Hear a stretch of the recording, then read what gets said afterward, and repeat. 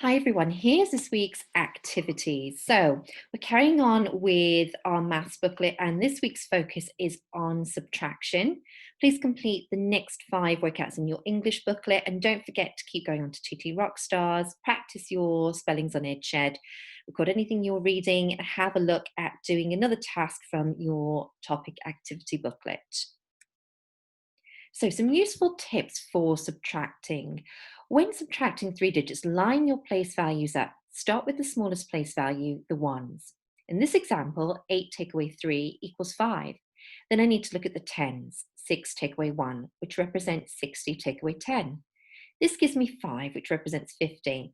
Finally, I can subtract the hundreds. 4 take away 2, which represents 400 take away 200. This gives me 2, which represents 200. So our final answer is 255. And it's the same if you're subtracting 4-digit numbers. Remember to line your place values up and start with the smallest place value, the ones. Can you spot the mistake? How should these problems be set out? That's right. In the first example, the largest number needs to go on top. I need to start with 749, take away 372. And in the other example, the place values weren't lined up. I needed to make sure that the 1 was under the 2, and the 7 was under the 6, and the 5 was under the 8, so that they were in the correct place value. What's the first step I need to do to solve this problem? Well, I have to start at my ones. I can't do 6 take away 9. I haven't got enough ones. So I need to exchange. I need to take 10 from the tens place value and give it to the 6 in the ones place to make 16. As I've taken 10 away from the tens, 30 now becomes 20. The 2 in the tens represents 20. Now I can subtract 16 take away 9 to give me 7. Next, I can move on to the tens place value, but I can't do 2 take away 8, which represents 20 take away 80. So I have to exchange again. I have to take 100 from the hundreds to give to the 20. This makes 120. Then I can solve 12 take away 8, which equals 4. That represents 120 take away 80 equals 40. Since I've taken 100 from 700, the 7 becomes 6, which represents 600. Now I can complete the last step. 6 take away 4 equals 2.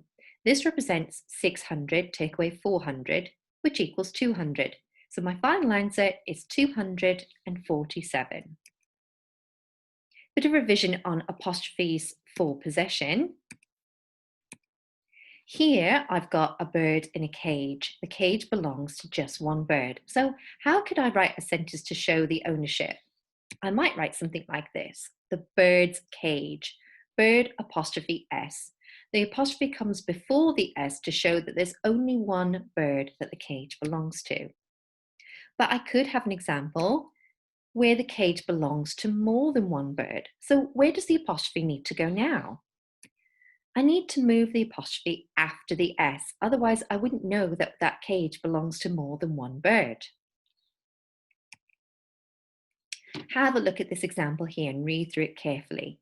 What language features can you spot? Pay particular attention to the words that have been underlined. We have examples of noun phrases. Sky and desert are both nouns. To make our writing more interesting, we can create noun phrases by adding a couple of adjectives. Pale, blue, sandy, and dry are all adjectives. Verbs are action or doing words. Zoomed and leapt are both examples. Can you think of any others?